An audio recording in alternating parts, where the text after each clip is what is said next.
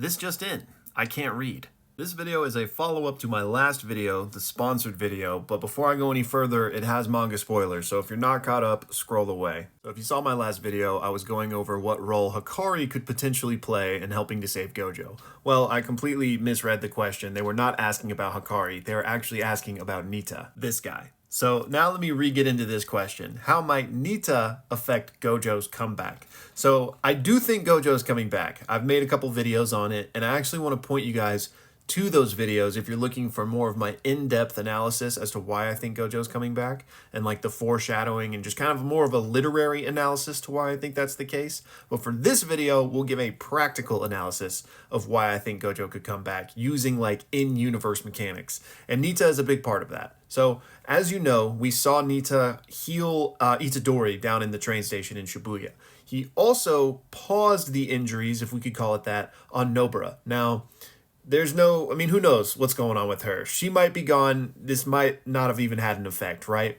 But for the purposes of this video, he can stop pain, he can kind of heal wounds, prevent them from getting worse, if you will. And this is plausible because we know Nitta was around. This is him right here. So he was there when they were planning this entire thing. So let's just go over the facts here. First of all, Gojo got bisected, which means his head is fine. Where RCT is performed is fine. Second, we know that Wee instantly teleported Gojo out of there and back to safety, back to Nitta and everyone else, where Nitta could have used his curse technique to kind of stop the bleeding, if you will. It's not going to heal Gojo, but more so stabilize him. Gojo being stabilized in this way could give Shoko enough time with her RCT to essentially get Gojo back online, back up and running. I know a lot of people are saying Shoko can't heal body parts, you know, this is beyond her healing. She doesn't have to fully heal Gojo. If she can just get Gojo back up and running, again, since his head is intact, he can perform the rest of the RCT heavy lifting, if you will. Not to mention, Urahime is also there, and now we finally know her curse technique,